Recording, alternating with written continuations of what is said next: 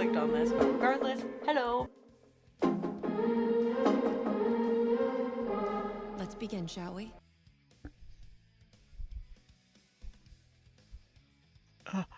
I need to hit the thing. Hi, hello. Hi. We have returned. We are doing something new today. Don't listen to gorillas. Wouldn't have been able. Oh yeah. It is a way back song. Oh yeah. We had to do the Captain Marvel shirt for today's stream. Alright, so we're going to start off with Star Wars, and then we will do Movie Doll for Charles Redeem. And then we will get into the stuff and things. So, we got 10 minutes on the clock. 3, 2, 1. Let's do it. Ooh, we got a short one today. Oscar winner in 1979. But it's only 3 letters. Once Upon a Time in Hollywood.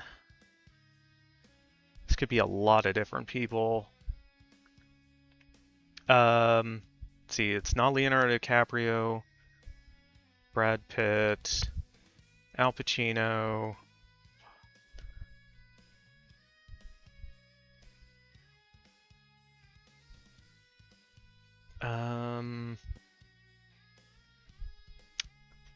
D-A-K-O-T. Dakota Fanning?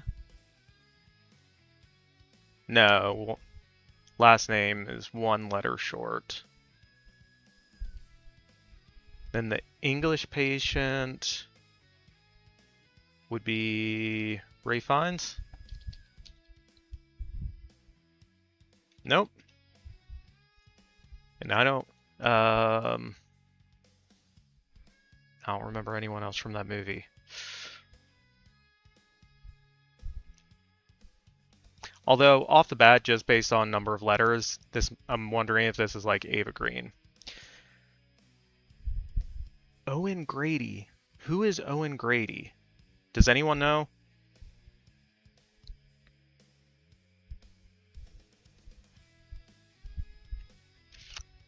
Brokeback Mountain. Okay. We got one. So it's not Ava Green.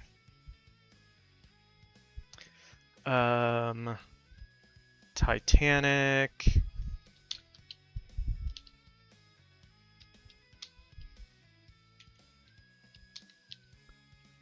Kate Winslet? Owen Grady. That would be why I didn't know it. Thank you, Major.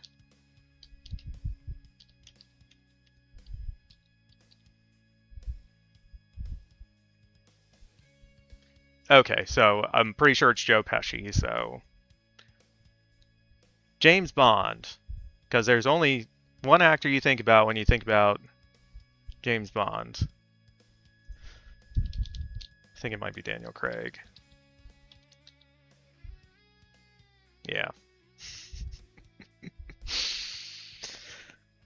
King Kong 2005. So let's see, that's got Andy Serkis, Jack Black, Naomi Watts maybe? Nope. And it deleted and for us. I don't remember who else was in that off the top of my head. Anyway, we'll just fill this in. G. Oh, we missed. Of course.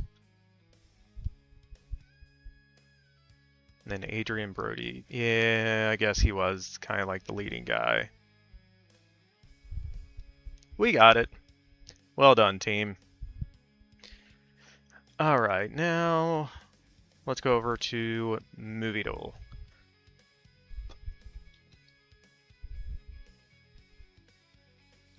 Alright. Do we need to... Yeah, we'll probably have to go over how to play. Alright. So for this puzzle, we are trying to guess the title of a movie. If we guess incorrectly, but get a genre right, it will tell us which genre we got correct.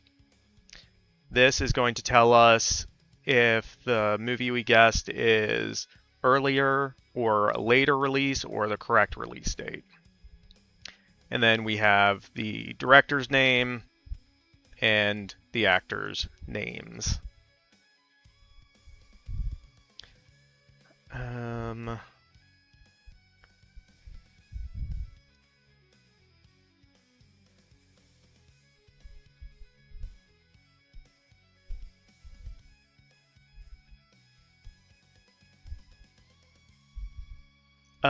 So because the director name, I actually think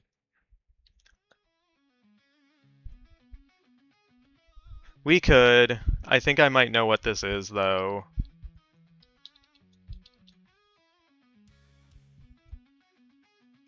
Okay, it's not. Because it was directed by David Lean. The lead actor was William Holden. It's a couple letters off. But now we know it's not a war film, and it was released after 1957. This one's usually more contemporary films, whereas classic would be more older stuff.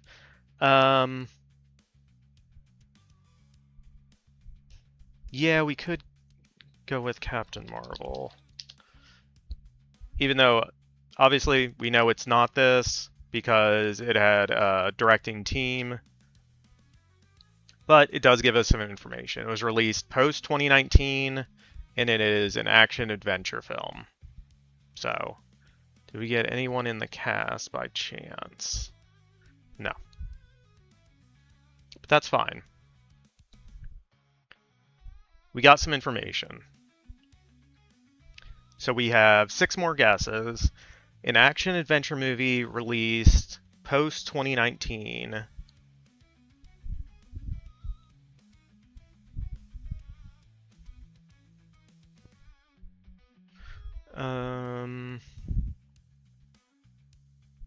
The other thing is, like, it doesn't have Samuel L. Jackson in it. So that gives us some information as well.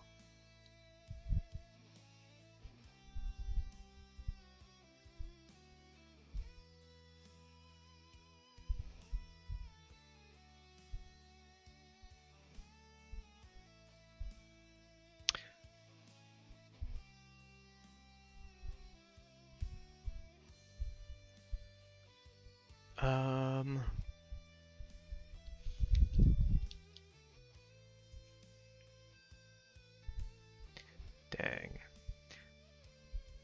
I guess we could guess the Suicide Squad, because that would be James Gunn, which is 5'4", number of letters. And it was correct.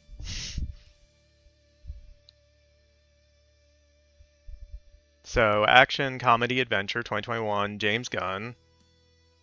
I was actually going to guess the first Suicide Squad because I thought it might be David Ayer, because the number of letters matched. But then the year was before Captain Marvel. So I went with the Suicide Squad because I realized James Gunn would have had the same number of letters. And we got it.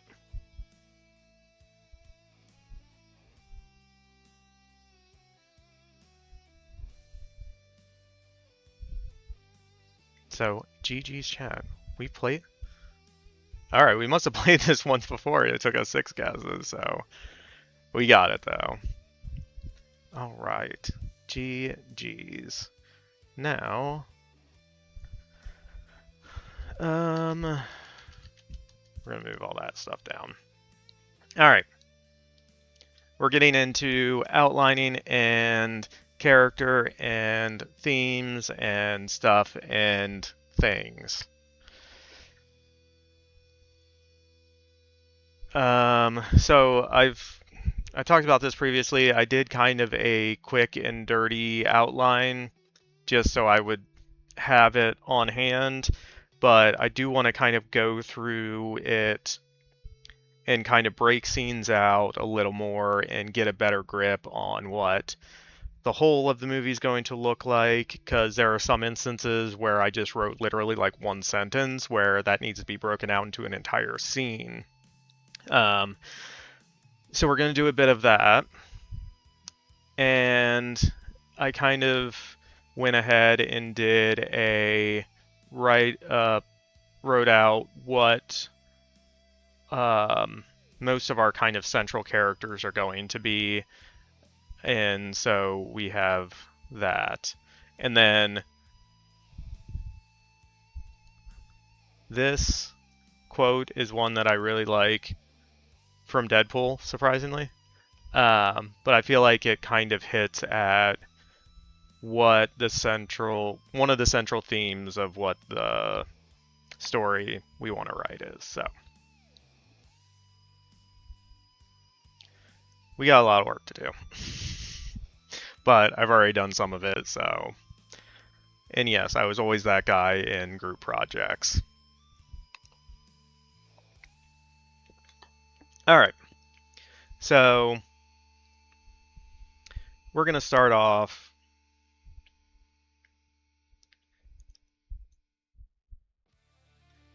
So our first line here, Carol's continuing to be Captain Marvel because it's the only life she's ever known. She's the most powerful being in the universe, so there's no stakes for her. So this is who our protagonist is coming into the movie. Ever since the events of Captain Marvel, the first movie, Carol's just been Captain Marvel, going from one crisis to another, helping people because she feels this responsibility. She has all this power. I'm sure there's a quote that talks about that, but I don't know what it is. But this is more of a backstory thing. It's not necessarily going to be in the outline. So, because she's been more or less going through the motions, we have to put her through obstacles so she will find meaning in being a hero again. And understand, making sacrifices. And because she's the most powerful being in the universe, nothing to sacrifice. She just does it because she has the power and she can do it.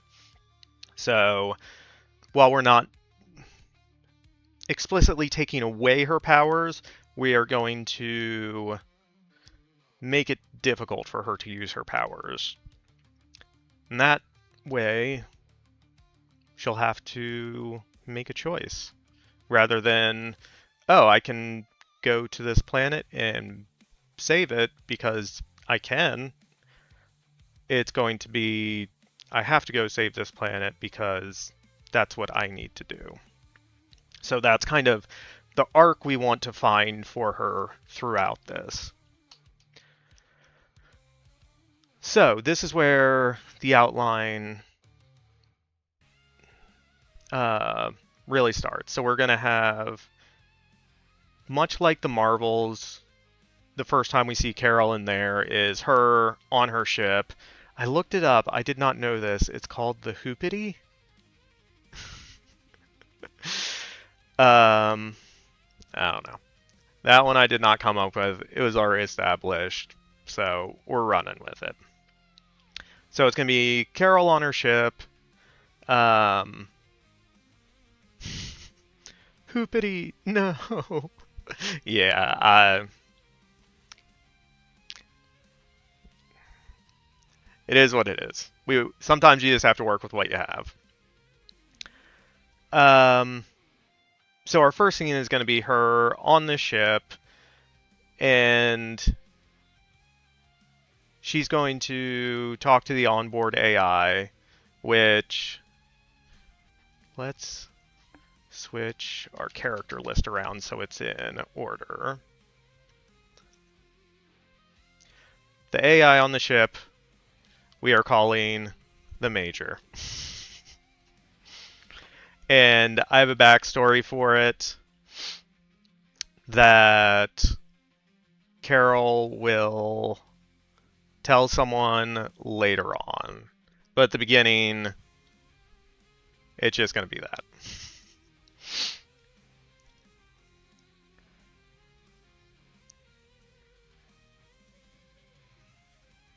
Alright, let's just move this up.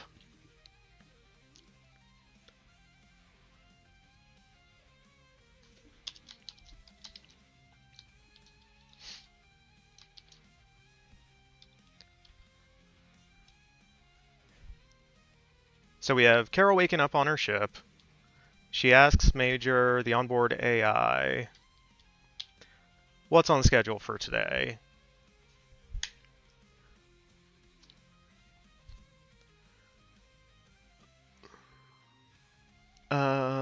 Okay. And Major tells her, she has an invitation to Hala, the Kree homeworld.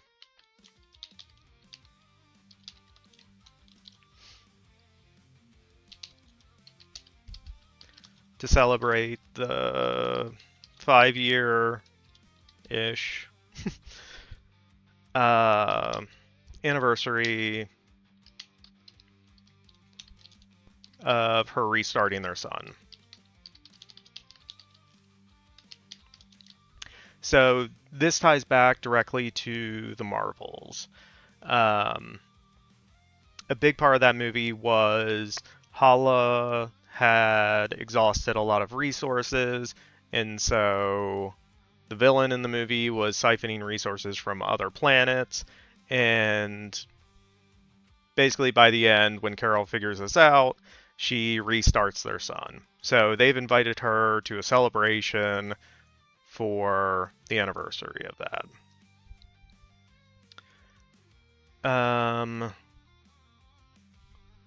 Oh, yeah.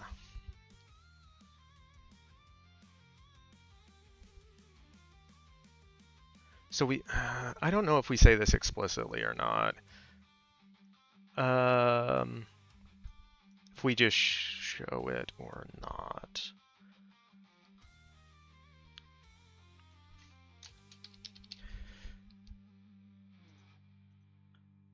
So I don't know if disappointed is the right word, but basically, like, she doesn't want to go there. She doesn't like celebrations and all that stuff. She wants to go fight something. So she asks if there's any distress signals, emergency broadcast, a rogue dinosaur, anything she can punch in the face.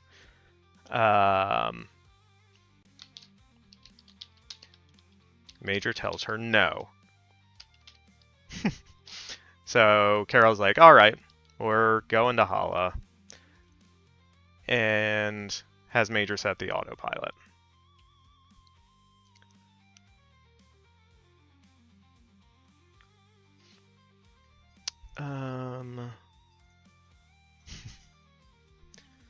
All right.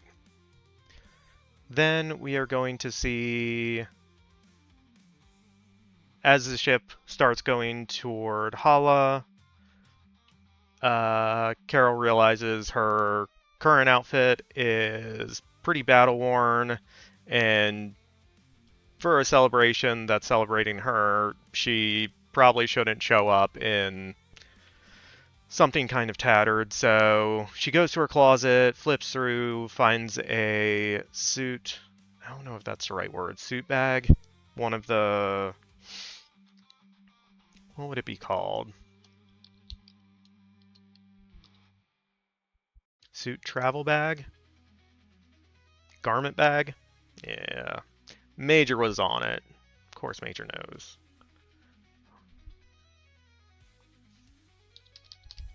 Garment bag. With a note from Val. Val being Valkyrie. We did see in the Marvels, they have a friendly relationship, and so I just imagine at some point Val was like, you need a new suit, and so she made her one. Then we kind of jump ahead to the ship landing at Hala. Carol in her new suit. And we want...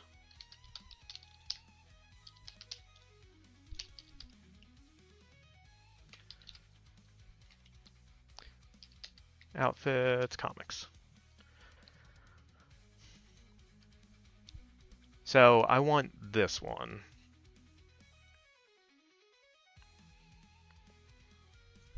Open image in new tab. This is a new costume I want. It's got the jacket that's separate from the bodysuit. I like this one.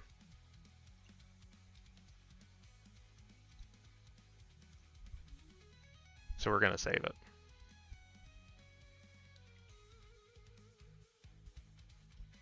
Yeah, so this is the style of the outfit that we're going to have, that Val made for her.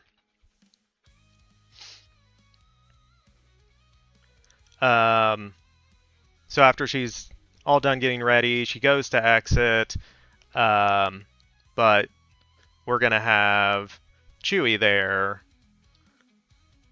And Chewie, for anyone, if you know the Captain Marvel comics, the character of Goose in the movies, in the comics, was named Chewie.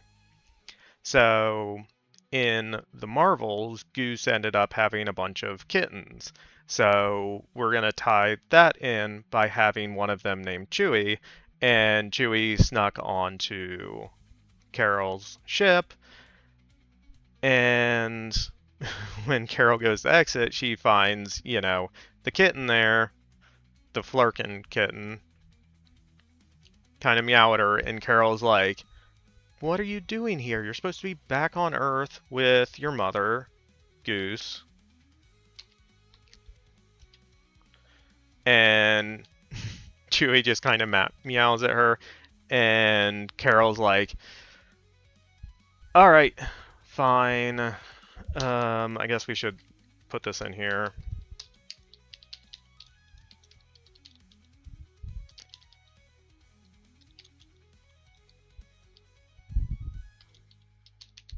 Reluctant, Carol brings Chewie along.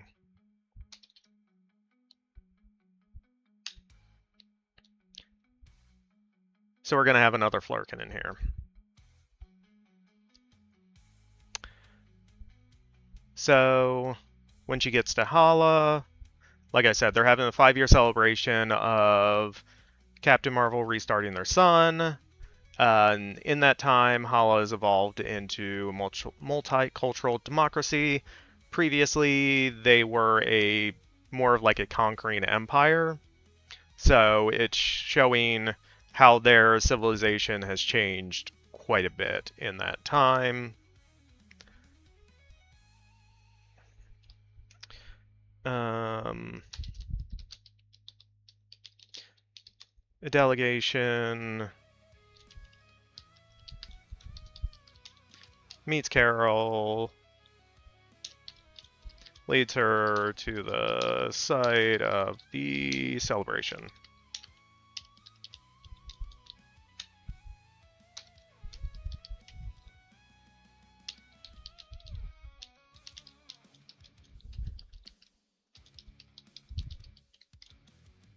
Celebration begins. There's a statue. Sure, the celebration begins.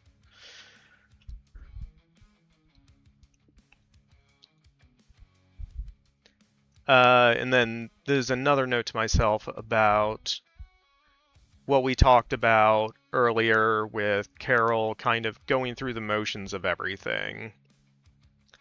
I want to kind of invert a lot of, especially the initial superhero movies, of them like coming into their own with their power, connecting with their power, understanding it. With Carol, because she's been super powerful for super long, like it's become more of a burden to her. And so one of the things she needs to start to reckon with is who she might be if she no longer has those powers. So that's more of a note. It's not something that's like a beat in the actual outline, but just something for me to keep in the back of our minds as we go ahead. All right. Then, during the celebration, a trio of enemies arrive. Yeah, like, this line probably makes no sense. So I need to, this is one of the things we need to expand on. So a trio of enemies arrives, and they're disrupting the celebration. They're the grapplers. This is taken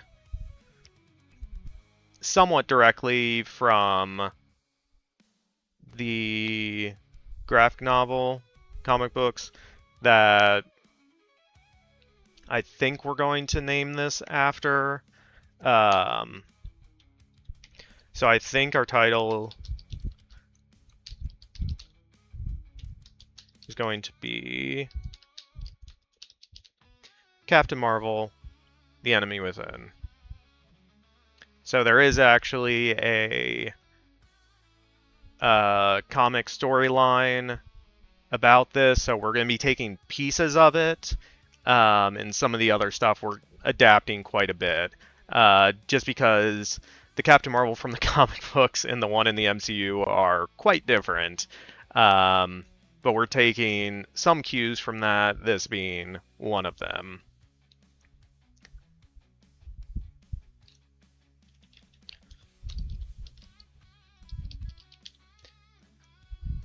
So, a trio of enemies arrive, disrupt the celebration. They're the grapplers, pound cakes, battle axe, and Gladtrix. They're like super-powered lady wrestlers.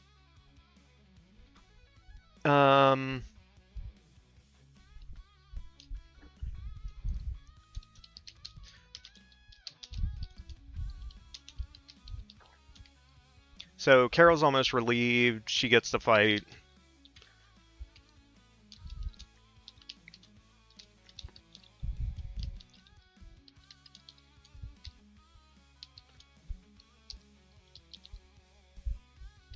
Instead of being celebrated, center of attention.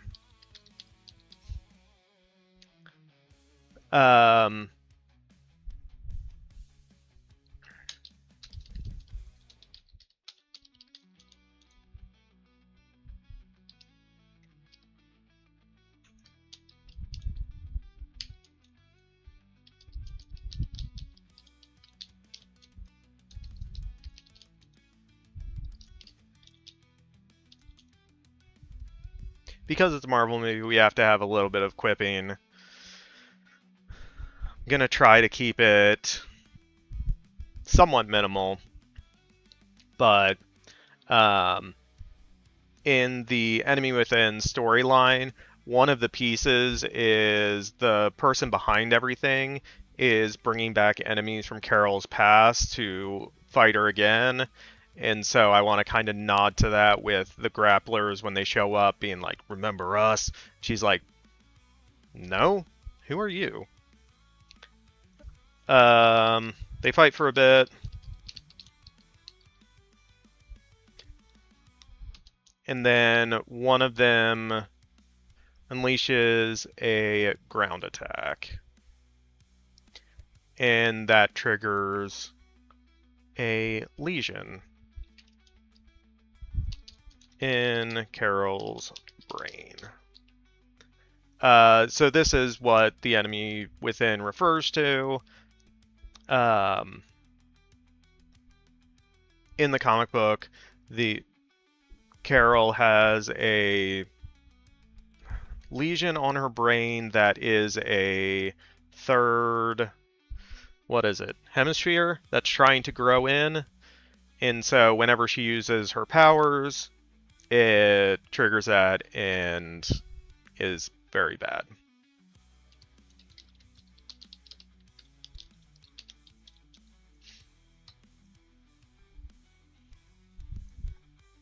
Yeah, grapplers show up. They fight for a bit, then they do the ground attack. That triggers a lesion in her brain. She collapses in pain. And then Chewie finishes the enemies. So I just think that's kind of a funny way to wrap it up, but also juxtapose of like our main character is in immense pain, and then in the background we just see a little kitten with Flerken powers, just like taking care of the grapplers. So that's kind of our opening sequence. We got some action. We set up a lot of stuff with Carol, where she's at, and then we introduce kind of a mystery about there's something wrong with her and she needs to figure out what it is. So that's our first part.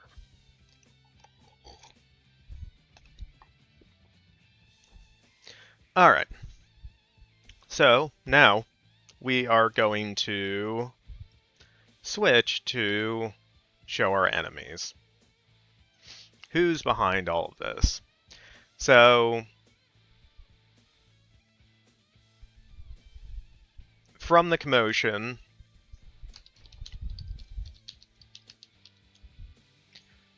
we see Yon-Rogg, who is Jude Law's character from Captain Marvel. Let's bring both of those up.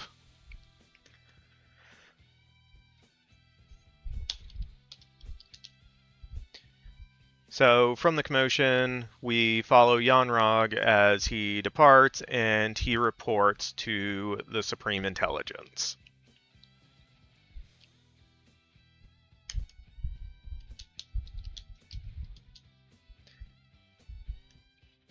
So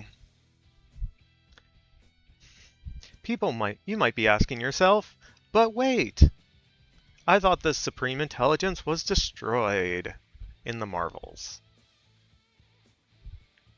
Or you might be not asking yourself that. It's okay, it's fine.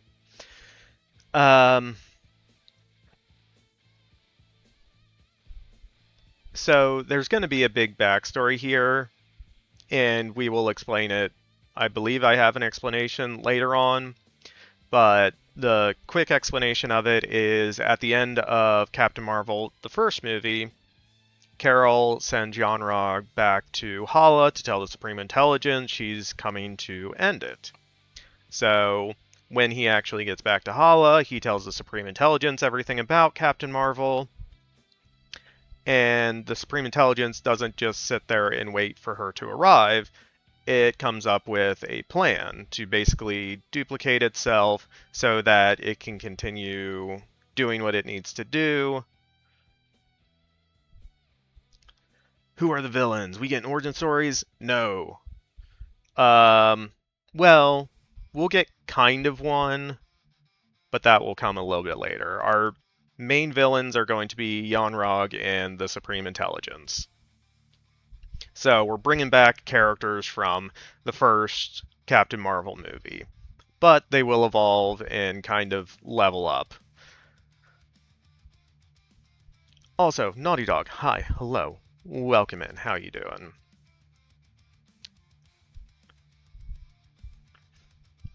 Intelligence.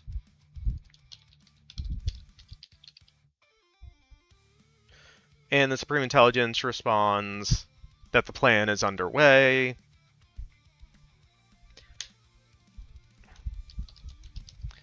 Supreme Intelligence to Yon-Rogg.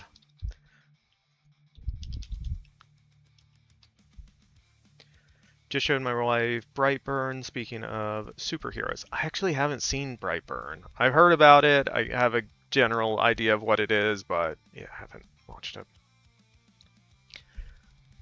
So the Supreme Intelligence tells Yon-Rogg that with Captain Marvel down, the next part of the plan is he has to go to Earth to acquire a Terran.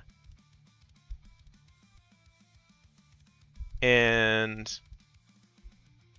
Hala has now watched a hero fall, and soon they will watch her die. So we establish what our villains' goals are. That they have a plan that is going to end with Captain Marvel dying. And spoilers, we're going to kill Captain Marvel. Shh, don't tell anyone.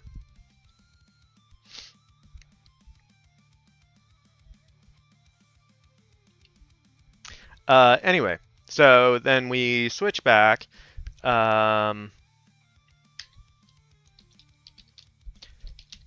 Carol wakes up in a Hala hospital.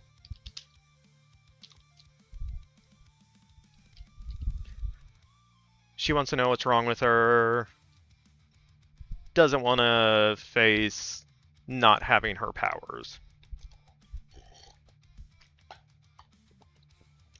Actually, she doesn't know it's tied to her powers yet, so we'll remove that. She wants to know what's wrong with her.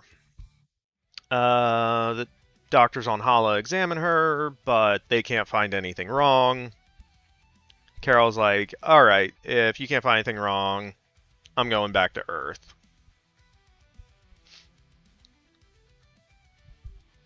So Carol returns to Earth. She goes to Avengers Compound. She goes through a battery of tests, but they can't find anything wrong because of the way her powers work. Any type of medical imaging just comes back completely useless, unreadable.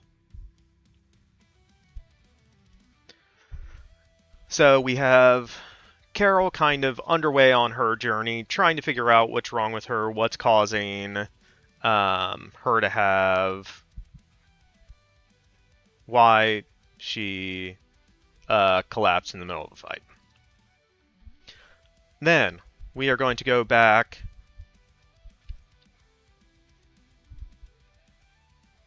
with Yon-Rogg. So Yon-Rogg arrives on Earth.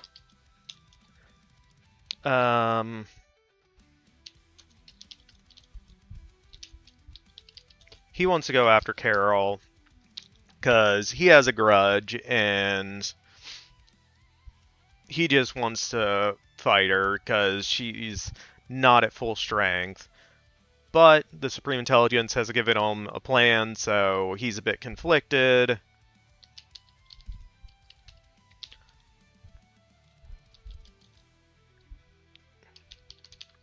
He follows the SI plan. Supreme Intelligence's plan.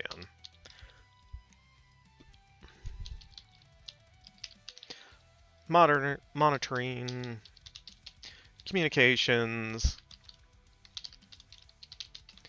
He comes across someone named Ripley Ryan. Former soldier has been left behind. Yeah.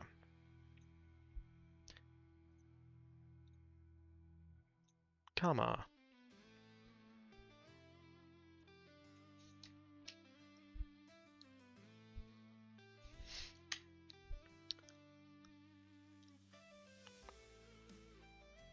Alright, so we got a new character, Ripley Ryan, whose alternate name is Star in the comic books. She is a kind of obscure Captain Marvel villain-ish. We'll get to her. She's one of the more interesting characters, I think. I hope. But yeah.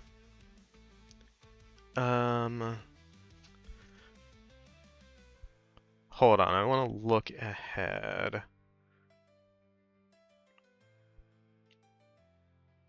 Okay, so we don't have this.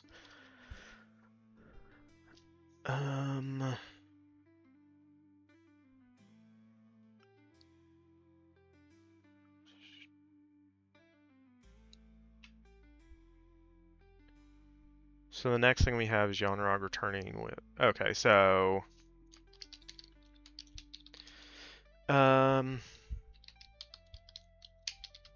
Yon-Rogg approaches Ripley.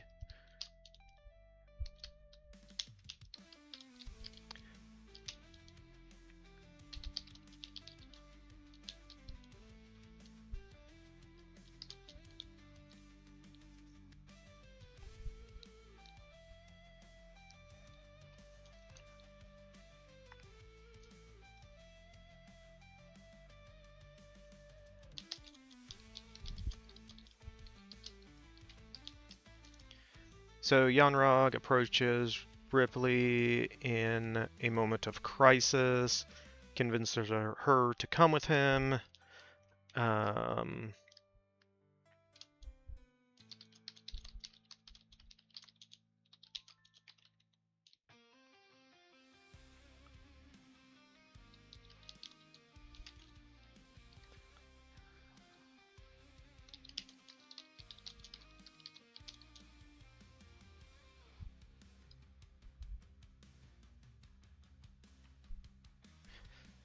He can help her get enough power to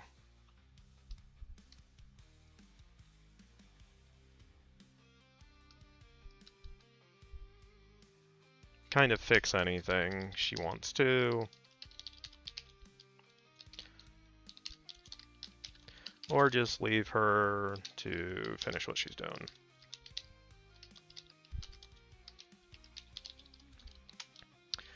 Are you gonna follow any of the comic plots? So kind of. The main one that I'm dipping into is The Enemy Within. So, kind of. My plan for Star is that the Supreme Intelligence has figured out how Carol got her abilities. So they want to recreate it with Ripley. But they're doing it with the Reality Stone instead of the Space Stone. And so it's going to have certain side effects that they do not intend. But that's why they need a Terran, because Carol is also part human, part Terran. So Star is going to be this kind of reflection of Carol. But this is mostly going to be like non-Earth based. So you're doing the memory loss plot? No. With this, we're having Ripley is just the way I imagine her when we meet her is she's a former soldier who has some like PTSD. Oh. I like this one. Hi, hello. Thank you for following. Ichiko, welcome in. How are you doing? How's your Sunday going? Yeah, so the way I imagine Ripley is she is a former soldier who got discharged. She has PTSD. She's trying to get help for her mental and emotional illnesses that she was left with following her service. But the system is just unable to really help her. And so she's decided to kill herself, and that's when Yon-Rogg shows up, and so that's her moment of crisis, and he says, look, I can give you power, I can help you not feel helpless, and you can fix anything you need to, or I can walk away and you can finish what you're doing. And obviously she's going to go with him, get the powers, but they're going to try to control her. And some other stuff's going to happen. But ultimately, she's going to have a redemption arc. She's going to start in a dark place. She's going to help the villains, but by the end, she's going to get redeemed. Because our main theme, I've talked about kind of different stuff that we want to go to, but kind of the main theme is going to be the choices people make and how they define who a person is. All right. So, that's coming later. That was more of a note for myself. Allies, villains, they should all contrast your protagonist. So, we'll have some other new characters that come in and can reflect Carol. All right.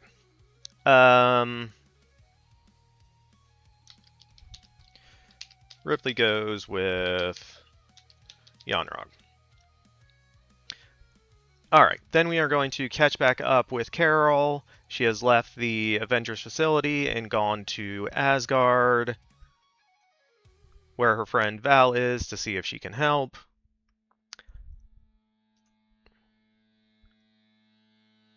So we have Valkyrie and Sierra, the Asgardian doctor.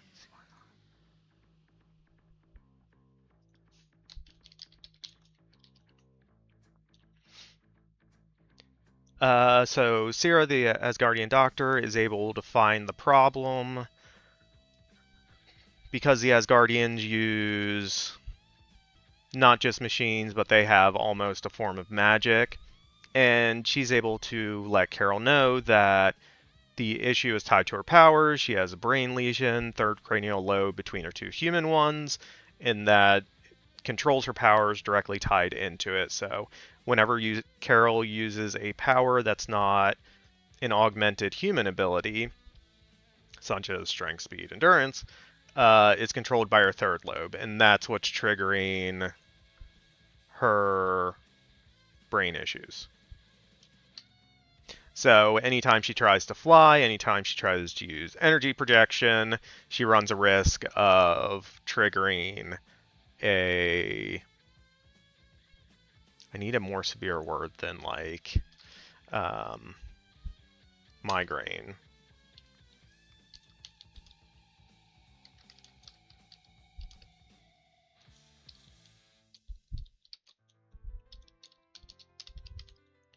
Using her powers can trigger her collapse. That's ultimately what we need to get to. And so Carol is going to have to confront this. But before that, we're going to introduce another new character, because we can. So yeah, we're going to use all the new characters we want. So then we are going to cut to Nick Fury interviewing Jessica Drew, who is also known as Spider-Woman. So in the comics, Spider-Woman and Captain Marvel are often teamed up. That pretty much follows Enemy Within. Yeah, I read through parts of Enemy Within, and so there was definitely a lot of stuff that I'm using certain points of it, but a lot of the stuff I'm changing as well.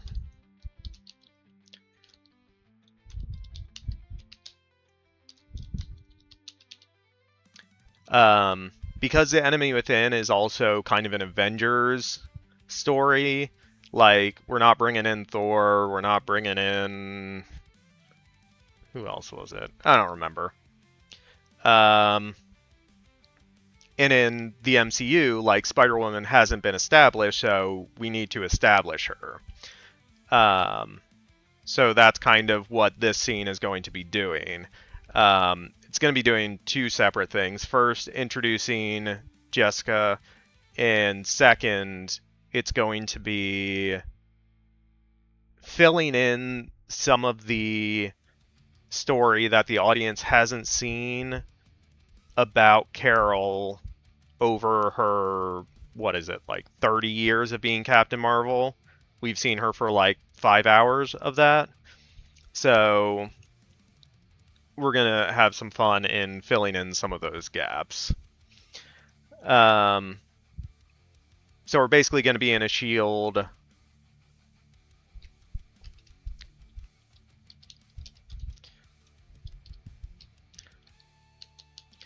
facility, Fury interviewing Jessica.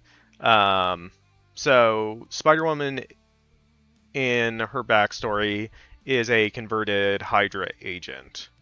And so Fury basically gets wind that something's wrong with Carol, so he's basically prepping Jessica to keep an eye on her. Whoever was in Avengers Assemble was on it, forgot which ones. Yeah. Yeah, the Enemy Within story was weird because, like, a couple of the comics were Captain Marvel comics and then a couple were Avengers comics. So you had to go kind of back and forth with a lot of them.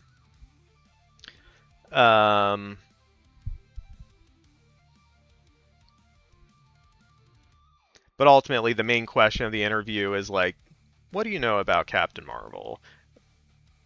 So that's kind of our introduction to Jessica, but for the audience who doesn't know who she is, that reveal will come later on in the movie. Yeah, CM lost more of her memory helping the Avengers. Yeah. Yeah, I feel like they did the memory loss thing in the first one, so I'm trying not to retread that too much. Let me think. Okay, so Jessica, next time we see her, is waiting, so...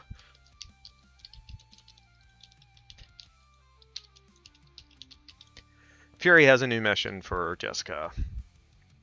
Then we're going to pick up with Valkyrie and Carol discussing, like, does Carol need to hang up the star? Who is she outside of being Captain Marvel? Carol doesn't know who else she is. That's kind of been everything for the past 30 years. But the other reason I wanted to have Valkyrie be the person who's there when Carol figures this out is Valkyrie had a similar crisis that she went through, and she's kind of found a new purpose and a new way of helping people by becoming King of Asgard. So I feel like that would be something, a different perspective for Carol to kind of bounce off of.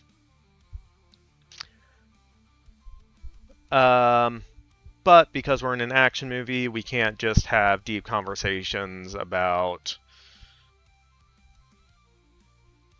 anything. So we're having a dinosaur attack. Yeah, dinosaur attacks, New Asgard.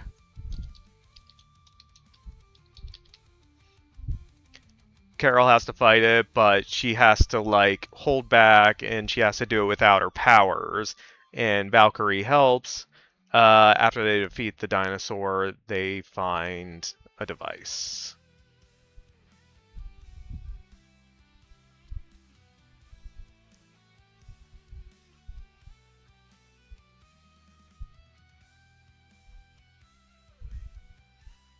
Alright. Then we return with Yon-Rogg returning to Hala with, I keep calling her star in the outline, Ripley. She's nervous, but having gone through something similar with Carol, he's able to calm her pretty well.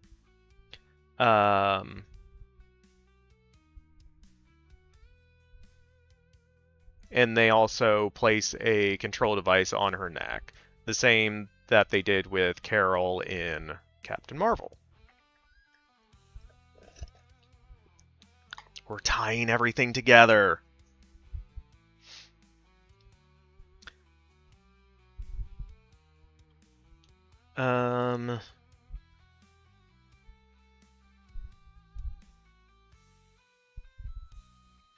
Okay, and this is...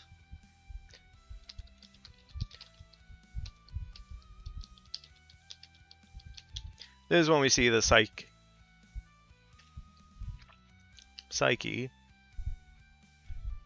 Magnatron.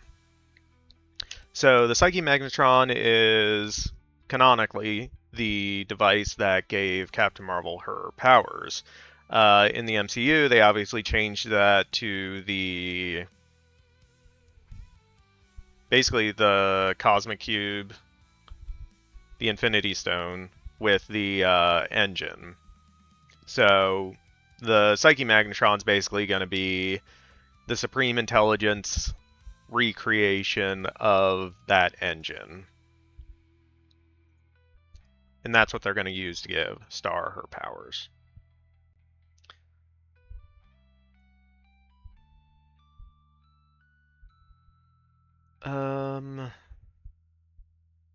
Yeah, some of this is also going to be deciding if this is the best place to go back and forth.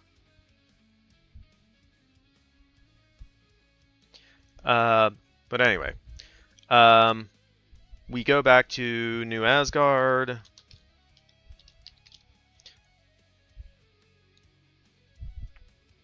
Is it worth on stream time? It almost is, Major. Let me get through this one, and maybe one other.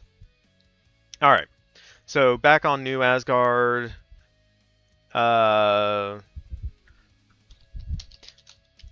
tells Val she can't give up. She returns to her ship, the Hoppity, to find Jessica Drew awaiting.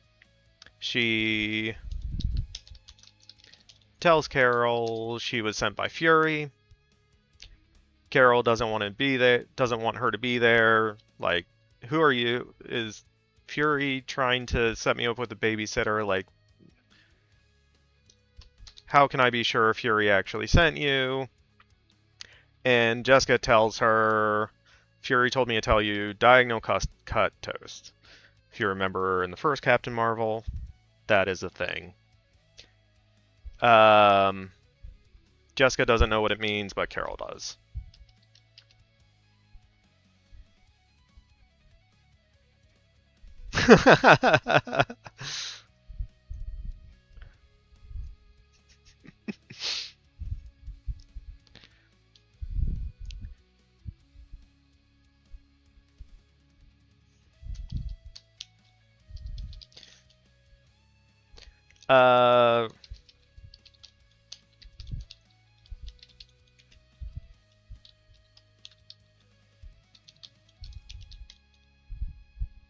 So reluctant, Carol's like, fine, you can come along, just stay out of my way. Because Carol is determined to track the source of the device they found on the dinosaur. They launch off into space, nearing a planet.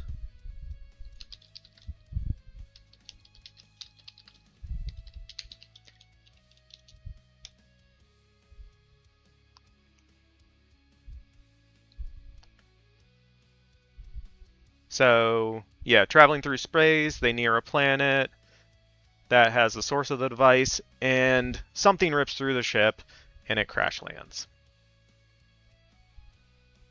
Alright, I feel like that's a good place to pause it. We got a lot so far, so we're doing good. Alright, yeah. We are gonna go on break time. We got words on stream. Y'all know the rules. It has letters. You type the words. You have to wait for the locks on the timer. Do the thing! 3, 2, 1, go.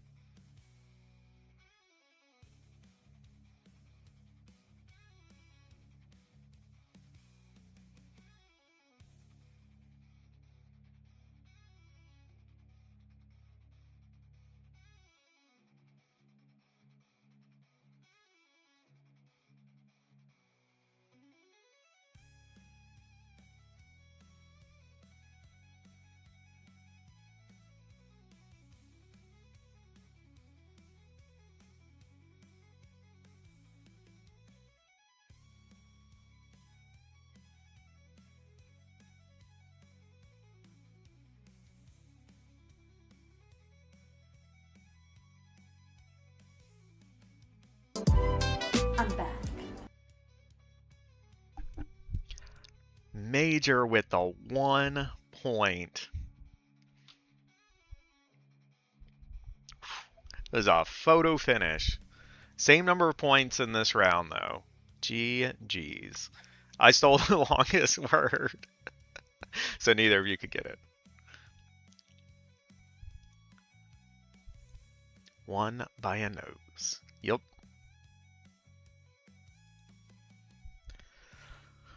Alright. I have returned. Well done, everyone. Oops.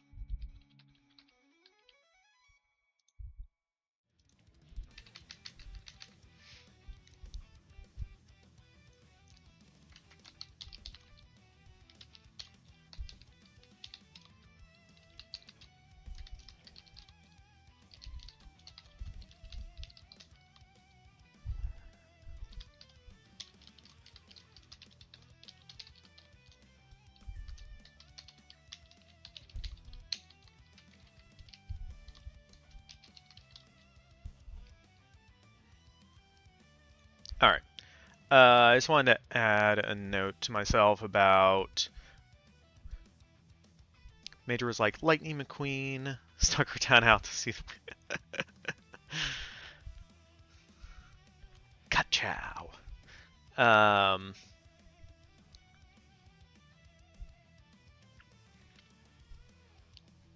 So, on their way to find the source of the device, I want to start building the relationship between Jessica and Carol. So Jessica's very, like, she's never been to space. All this is new to her. So she's like, what's that? What's that? What's that? And this is where we'll have the explanation of Major, the AI. It was designed by Stark to thank Carol for saving him when he was stranded in space. But he named it Major because he wanted it to outrank Captain. And she installed it to help keep track of time on all the different planets she had to go to. Because each of them would have... I need to look up probably the right wording for it. But they would each have different length days, different length years, and so trying to keep track of all that, how long it takes to get from planet to planet, that's what the AI does.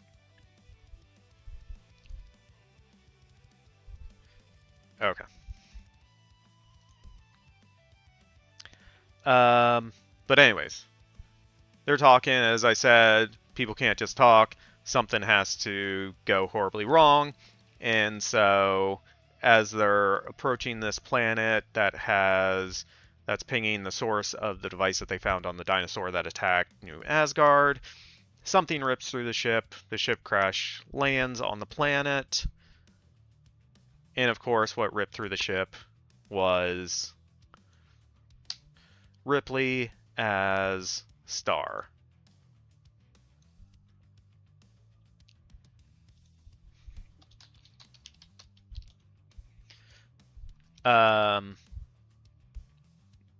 Star is super powerful. Carol can't use all her abilities, so Star is like kicking the crap out of her. And that's when we see Jessica as Spider-Woman is able to save Carol, and they escape through Jessica incapacitating Star.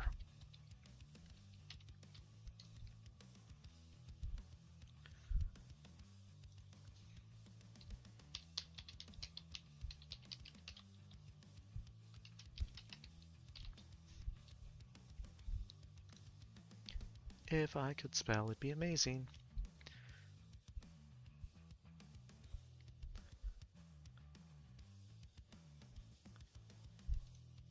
Alright, so following that, Star returns to Hala. Yon-Rogg is enraged, thinks he would have been able to end Captain Marvel if he had those powers, and he starts questioning questions the the Supreme Intelligence. The Supreme Intelligence puts Yon-Rogg in his place. This was all part of the plan. She knew Star wouldn't kill Captain Marvel there, but basically the Supreme Intelligence is just trying to push Carol to her limits so that when it's ready to make its final move, Carol is as weak as she possibly can be. Because one of the last Marvel movies was Captain America: Brave New World. And one of the issues that I think a lot of people had with that is like the villain was the leader, and he was supposed to be a brilliant villain because he can see probabilities and know what's going to happen. And he didn't see that the hero was going to do the heroic thing. And it was just like, it was a big letdown. So, the Supreme Intelligence, their plan through all of this is going to succeed. They are going to achieve their goal. And everything they do is going to end up working. But they're still going to lose because they're the bad guy. So, yeah, back on Hala, we have some stuff going on. And then we pick up with Jessica and Carol. They're stranded on this planet. They figure out it's an old abandoned Kree outpost. Because like we talked about earlier, the Kree used to be a galactic empire that conquered a bunch of other planets. And we're going to have some more relationship building between Carol and Jessica. Because we want their relationship to start off contentious and shift to not contentious. I don't know. What's the opposite of contentious?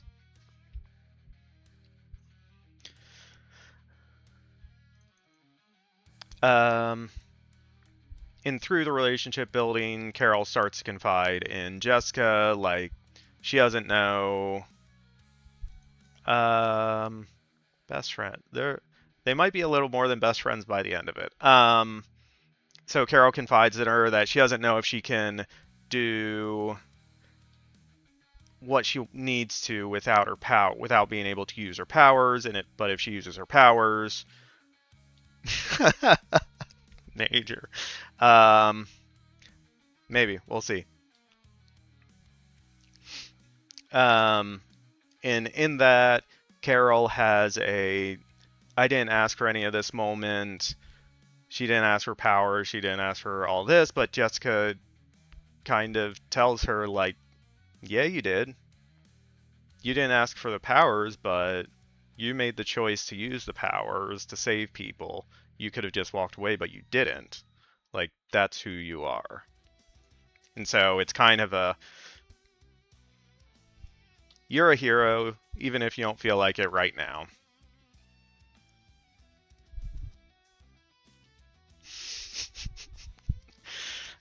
Major.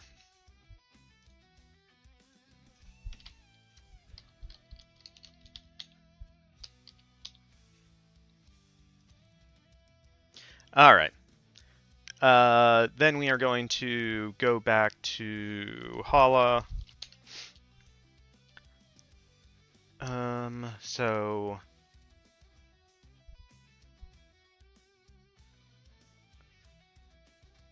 this I probably need more explanation of.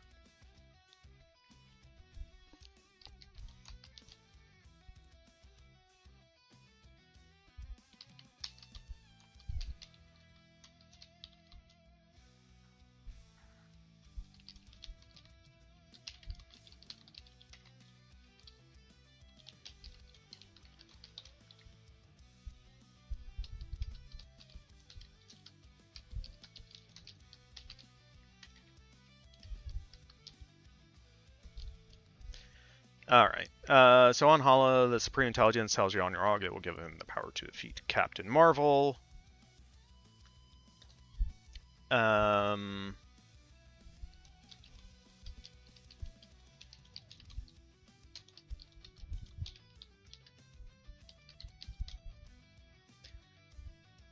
He absorbs the power from the Psyche Magnatron and becomes Magnatron.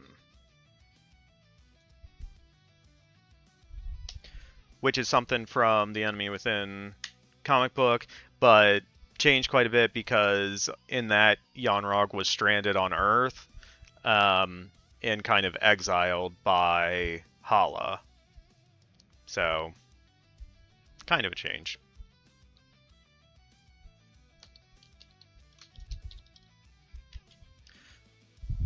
Alright. Now, the enemies are starting to make their big play. So now we have Star, who is powered, Supreme Intelligence, super smart, and Yon-Rogg gets his powers. And the first thing the Supreme Intelligence has him do is eliminate the Council of Hala that we saw at the beginning with the celebration. And the Supreme Intelligence reveals itself and retakes control of Hala. Sentinel T-I-E-N. What? That's Sentinel.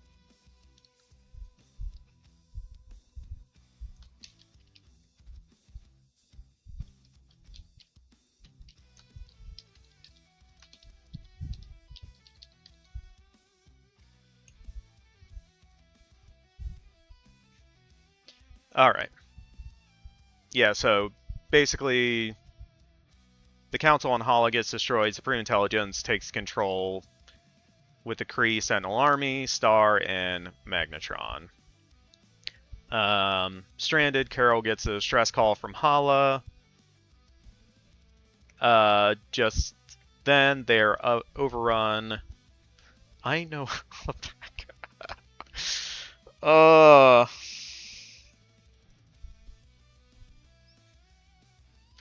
done, Major.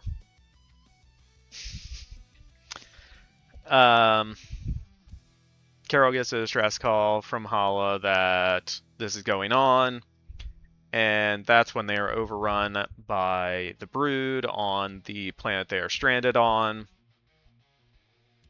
I've been a beverage formula. Yes, you are.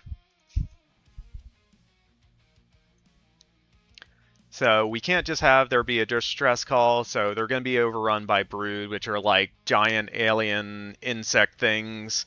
So Carol and Jessica have to, like, we need to fix the ship and GTFO before these things kill us. But they don't know, but we do, that the distress call was sent from Yon-Rogg or Star, whatever. SI Yon-Rogg or Star as a trap.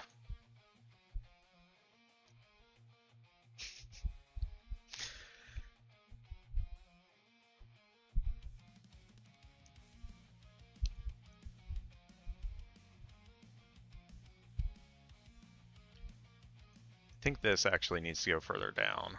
So they're not overrun by them yet. Carol gets a distress call. We see that the call is from the enemy. Carol finishes fixing the ship. She says she has to go to Hala. Jessica tells her, if you do this, you might not walk away. Carol's like, I have to do this. That's when they're overrun by Brood and have to escape.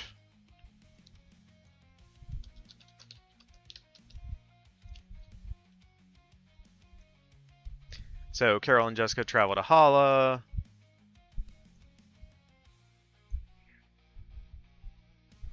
If Carol uses her powers, she could die. If she doesn't use her powers, she could die. So guess what's gonna happen?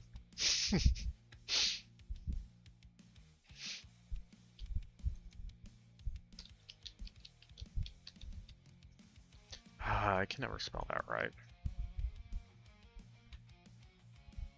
Oh, we already did that.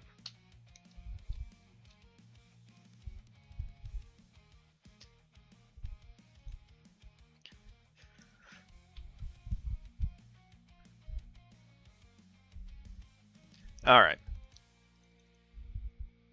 So Carol goes to Hala.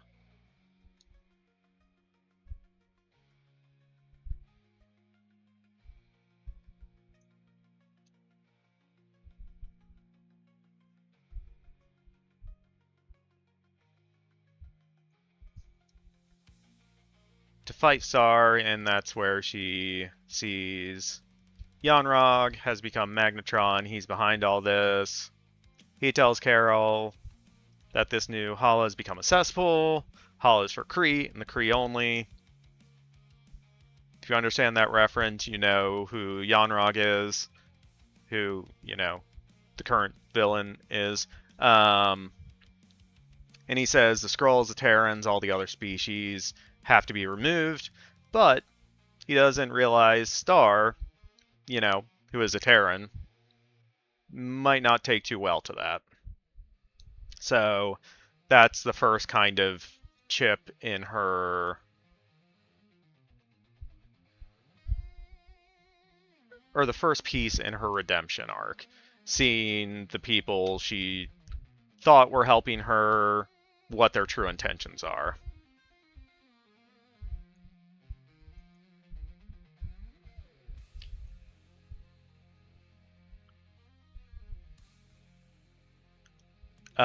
So Carol is going to have to understand what it means to be a hero, to sacrifice. During the pain, she uses her powers. And ends up sacrificing herself.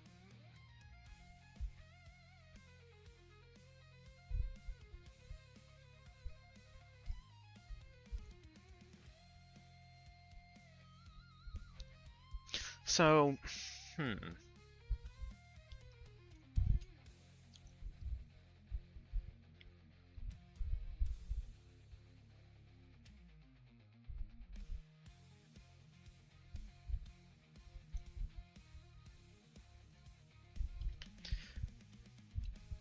So this is something we need to figure out. Okay, so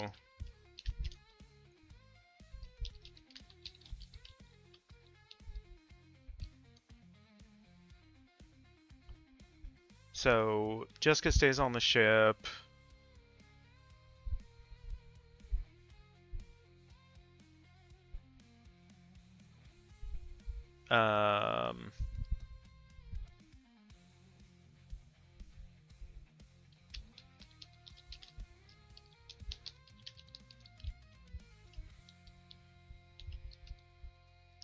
Attack from the Sentinels.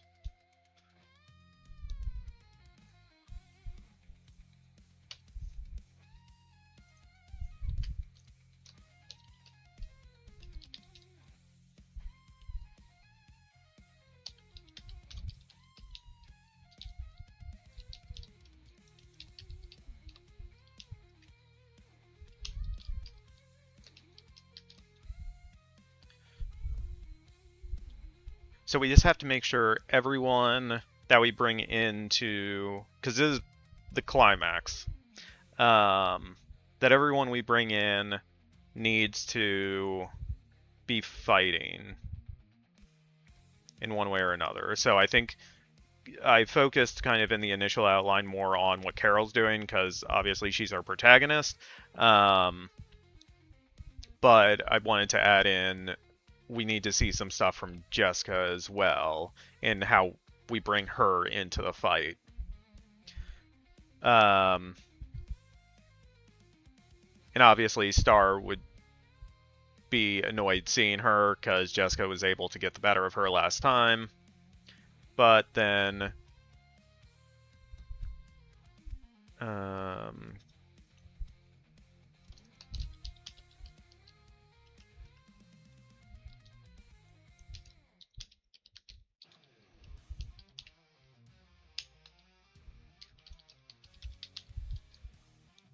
Silas! Hi, hello. How are you doing? Hi, low.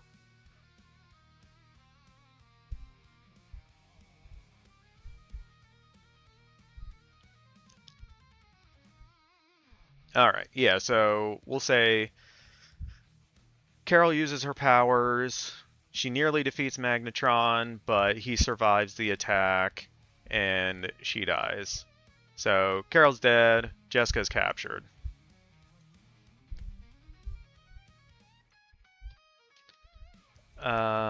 Supreme Intelligence. Struggling with sleep, seems like only get 4 hours of sleep a day. Aw, that stinks, man. I'm sorry. I am doing alright. We are almost through our outline for our version of Captain Marvel 3, so I'm enjoying it so far. I hope I'm not the only one. The Supreme Intelligence in control of Hala. Installs Magnatron as Supreme Leader. Oh, this should be Will.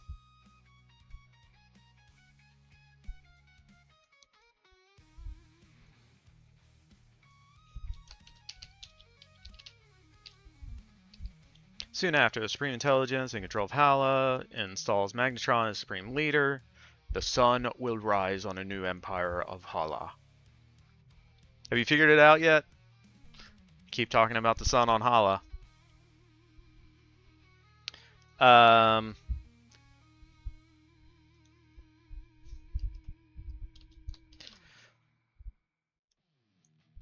Yes, I tell Star to lock Jessica up. Jessica is able to connect with Star.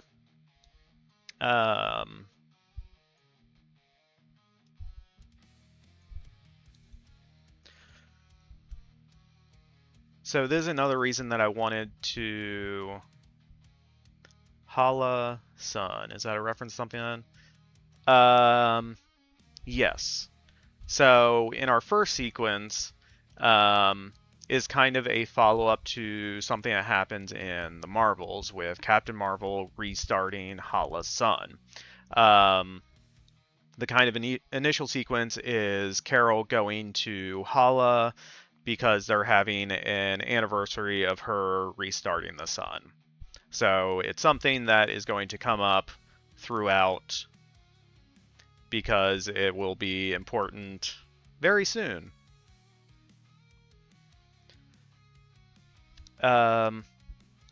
Okay, yeah. So Supreme Intelligence tells Star to lock Jessica up, but Jessica's able to connect with Star because Jessica in her past was in Hydra, but after seeing who they really were, she defected to S.H.I.E.L.D. And so I want that to reflect where Star is in her journey because she believed she was doing what she was doing for the right reasons, but she's starting to see that the people she aligned herself with are not who she thought they were. And so Jessica's going to help her like crystallize that in her head and convinces her to help her escape. But Star knows she's being controlled. Oh yeah, Star has the control device. So, yeah. So, this is where we get the Hala Sun.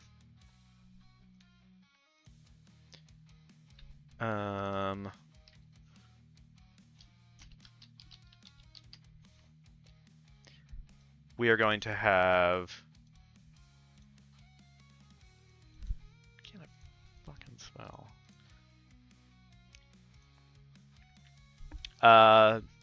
Carol's lying there dead, and we're going to have a character called Binary come in. Actually, it's right there.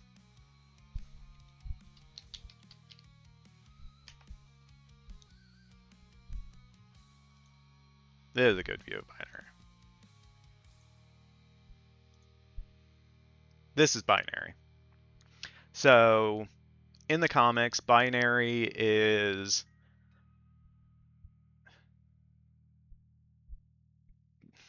inadvertently created by Carol when she's imprisoned somehow. She basically creates this alternate version of herself that is pure power. In our version, binary is what she created when she restarted Hala's sun. So binary is going to show up, and because Carol created binary, binary is going to repay that by resurrecting Carol. And Carol's powers are restored. Her brain is going to evolve to exist with the three lobes rather than them fighting each other. They're going to coexist. And this is where we get kind of the second climax, because we're going to have another huge fight. But this time, we get 2 Captain Marvels. Which makes it, like, even better.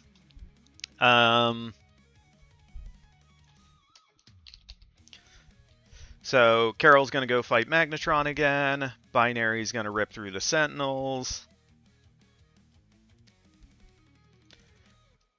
I need Yon-Rogg to have some sort of final trick. I'm not quite sure what that is yet.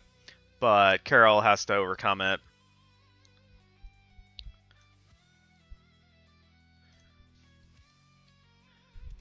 And as Jessica's escaping after being let go by Star, yeah, this needs to be cleaned up a lot. It is just kind of messy.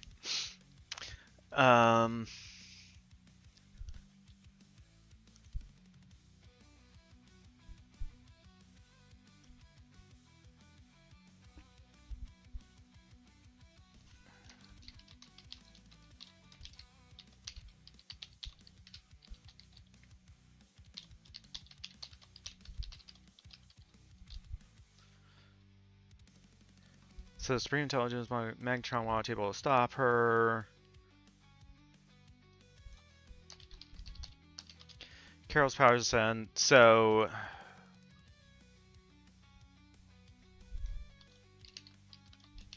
I don't know if that's the right name for it.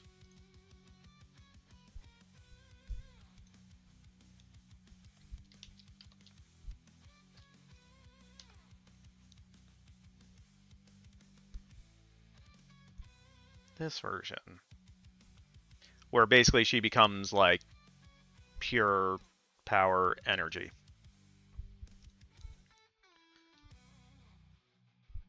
Carol fights Magnatron. His binary rips through the Sentinels.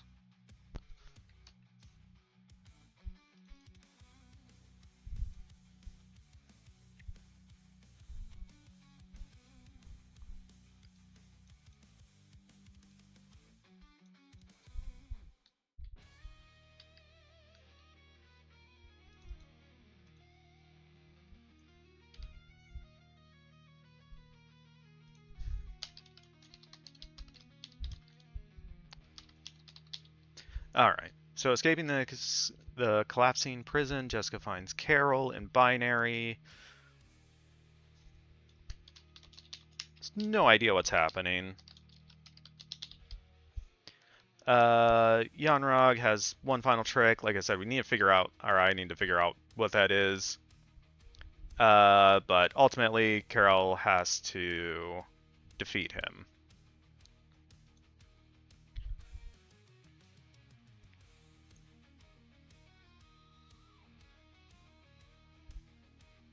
And then, maybe, yeah. So why don't we have Star defeat the Supreme Intelligence? Because that will complete her redemption arc.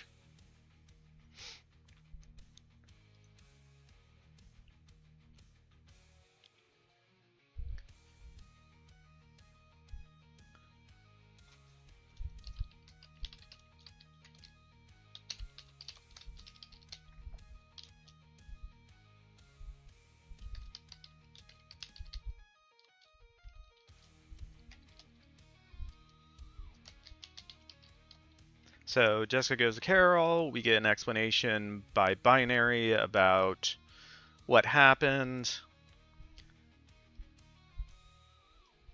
Star arrives.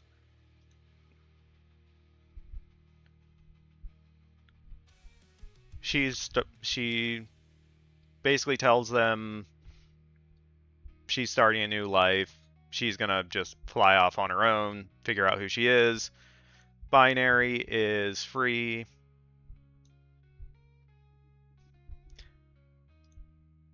She's no longer in the sun. She wants to explore the cosmos.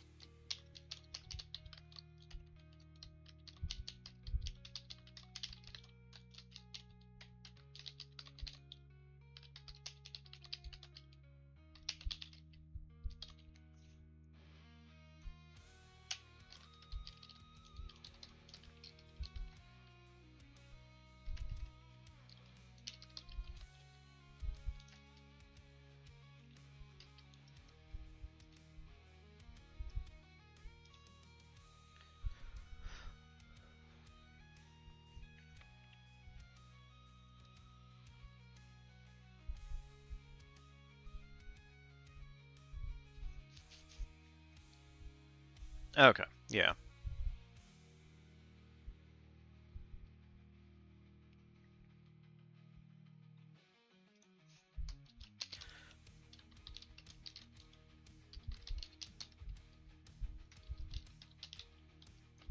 Holly begins to rebuild again, and then we're gonna see Carol and Jessica on Earth.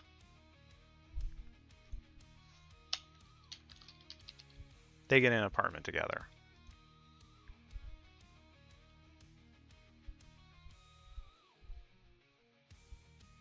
Holy crap, it worked! It works!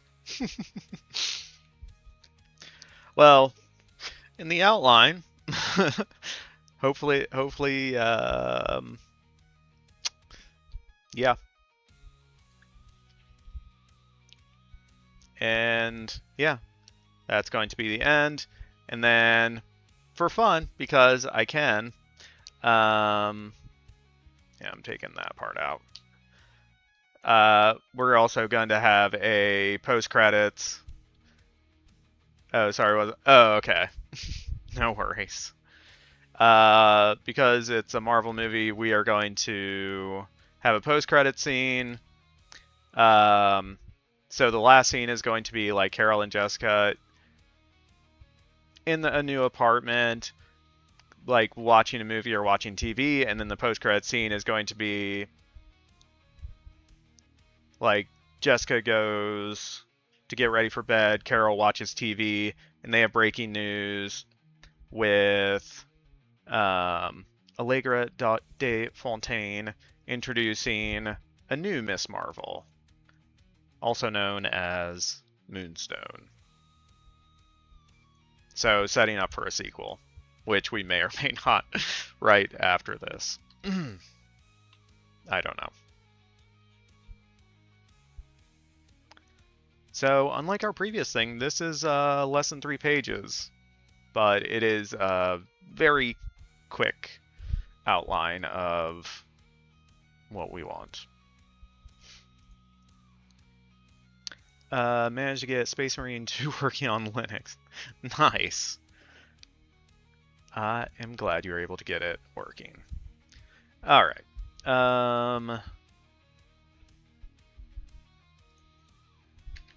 BRB, need to go grab dinner. All right, Major.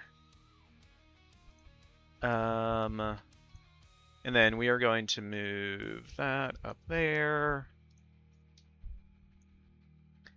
And then, yeah, Valentina Allegra de Fontaine is Julia Louis-Dreyfus, and who I want to be Moonstone would be Margot Robbie. Even though the one thing that I'm kind of hesitant about is Carla Sofin, who becomes Moonstone and the alternate Miss Marvel.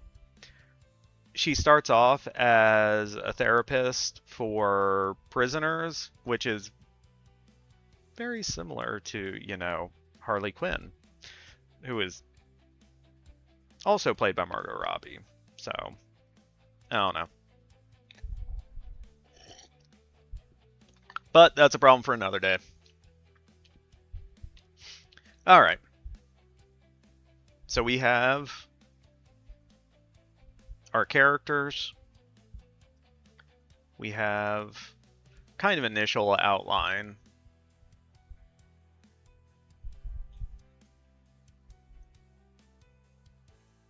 We got some work done today. So let's start setting stuff up.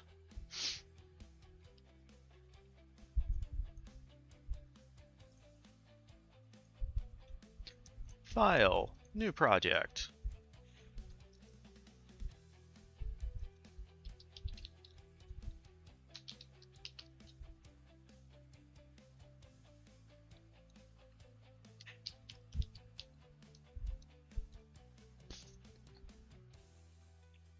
Create.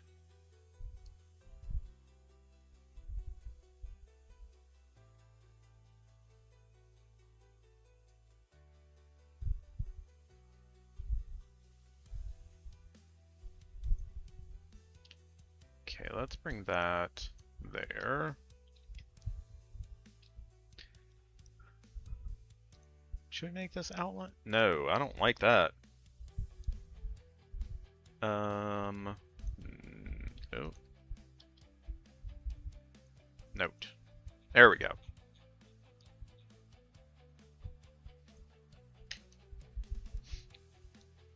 And then let's navigate over to the title page.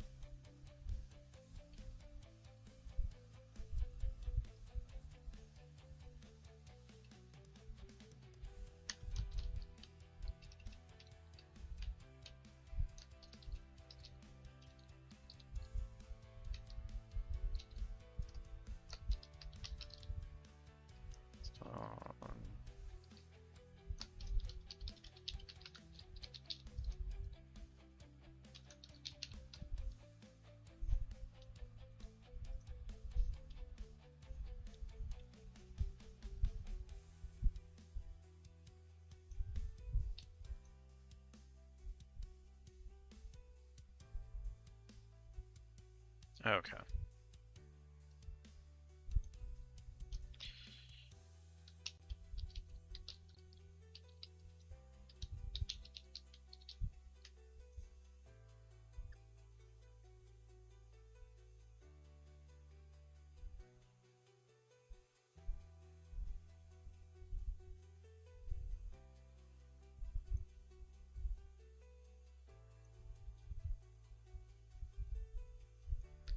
So, format, font settings, title,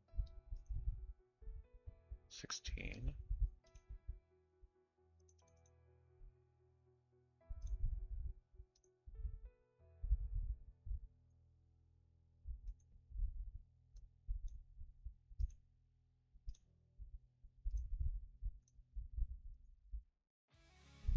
Yeah, I think that works.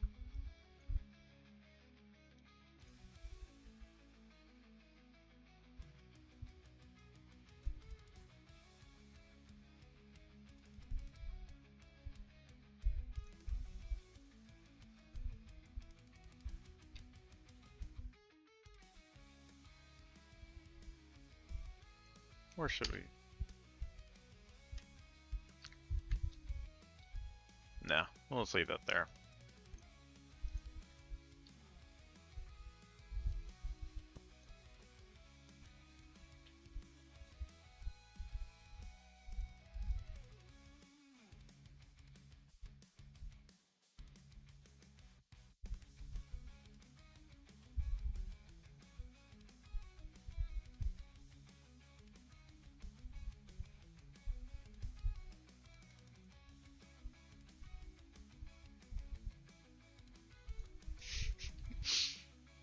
I'm using this as our title page quote because I can.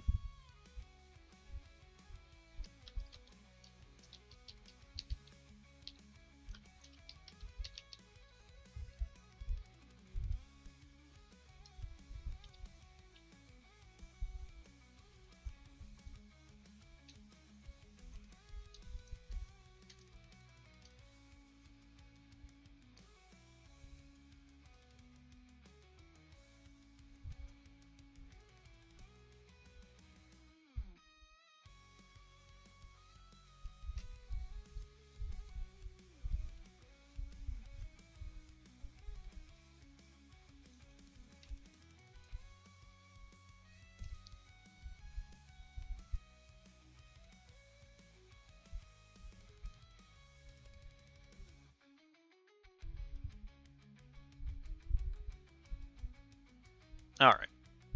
Title page looks good. Well done, team.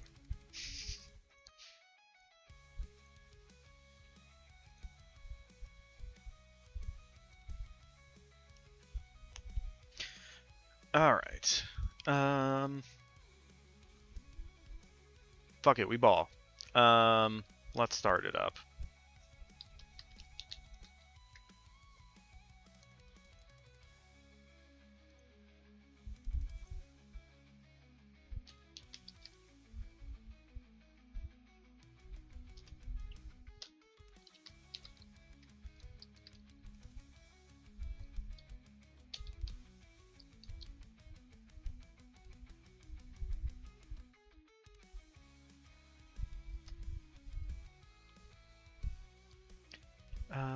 Let me look. So last time we looked at Avengers Endgame script.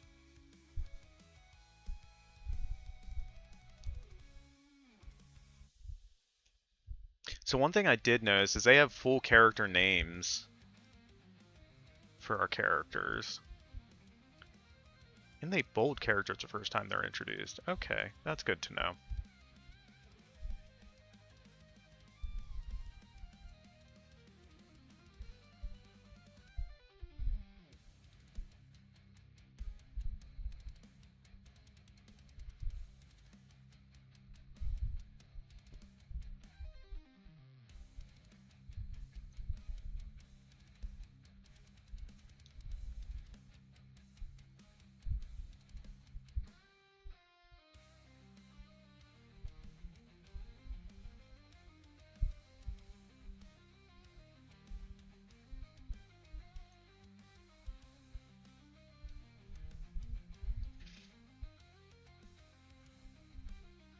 Why didn't it save my format?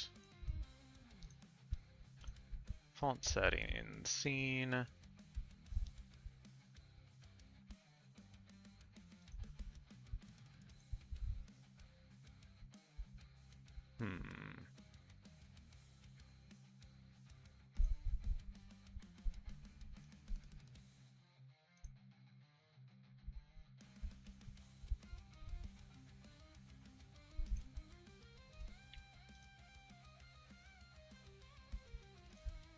Scenes bold. There we go.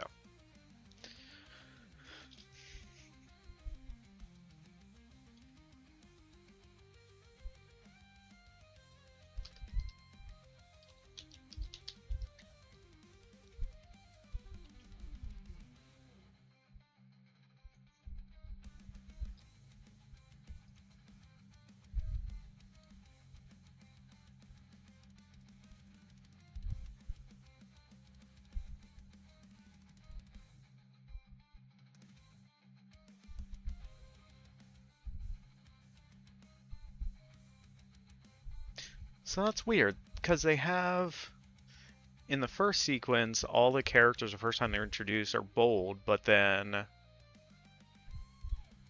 past that they're not. Like Tony Stark and Nebula.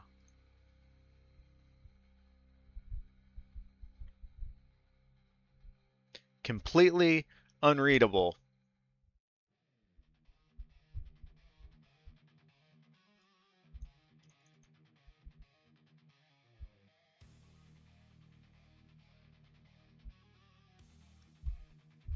Yeah, and it's just that, because past that, Steve Rogers shaves.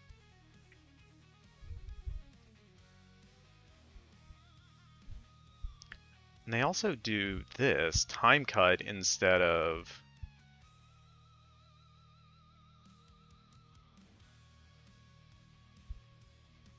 like moments later.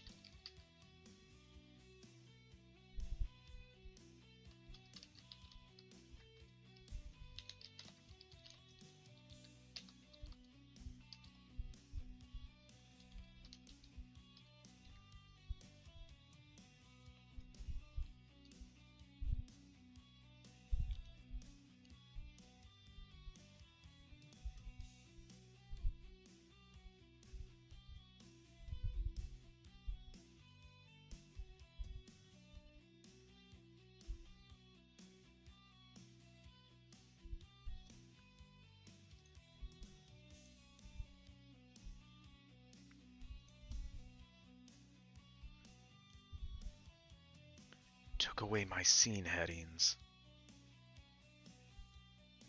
Or my scene numbers.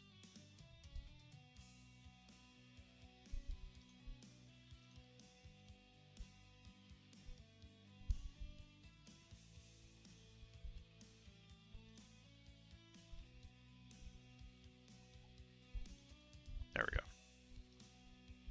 I need my scene numbers. Don't tell Naughty Dog, though.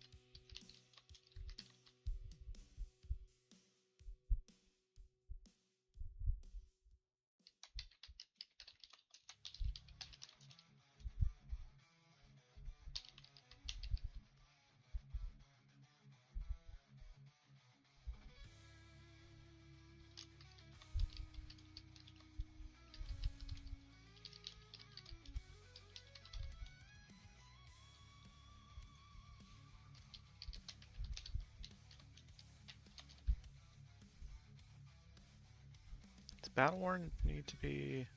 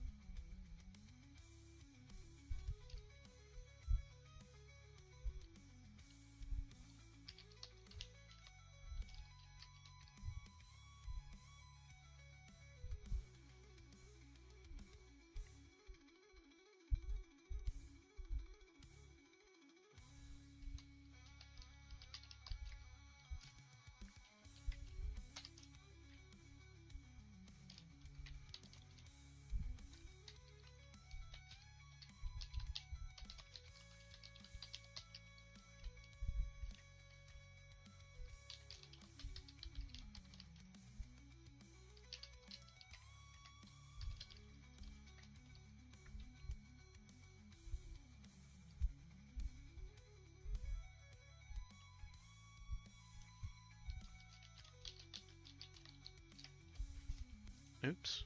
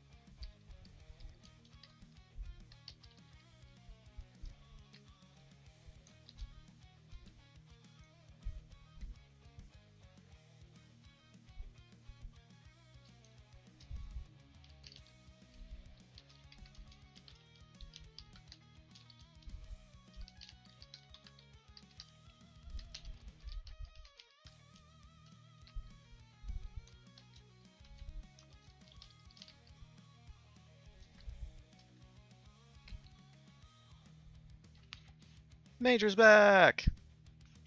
Major, we started writing Major.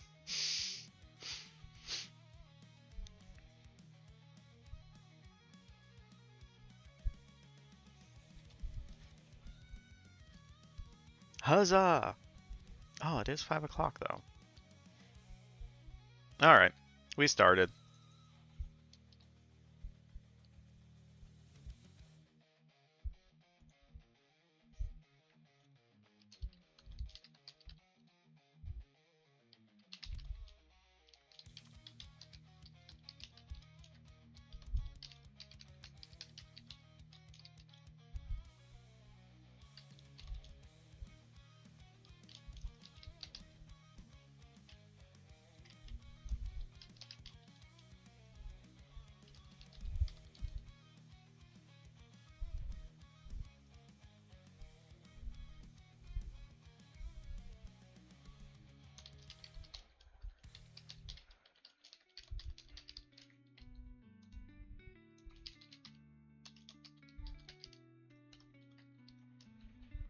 Alright.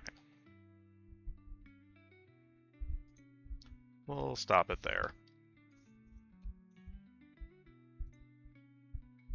Alright, we got almost a page. Almost a page down, 100 and, I don't know, a lot more to go.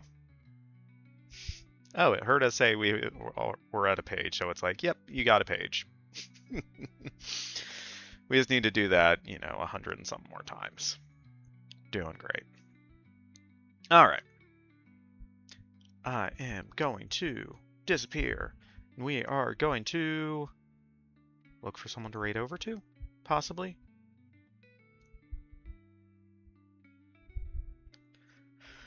So it looks like Terrible Novelist is writing, and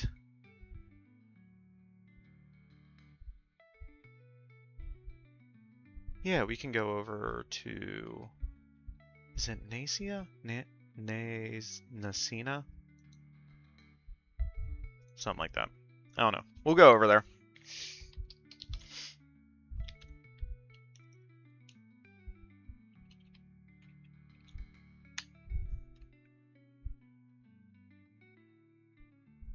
Alright. Yeah, we'll go right over there. Thank you, Major, for putting up the raid messages. I will be back on Tuesday. We will pick up working on our witchy story. And we will be back Thursday with that as well. Sundays is going to be Captain Marvel days. Yeah, that's the plan for now. We'll change it when we need to change it, if we need to change it. But yeah, thank you to everyone who stopped by, hung out, lurked, chatted, all the stuff, all the things. Yeah, I'll be back Tuesday. If you want to stop and say hello before then, we are often in the Discord. We're trying to put up useful things in there, so we're just made a screenwriting resources page for anyone who is looking for resources on screenwriting. So that's the stuff. I'll see y'all next time. Have a good start to your week. Bye. Thanks for checking out my channel. Do whatever you want. Live your life. Hope you're happy in your body. Much love to you. And see you around.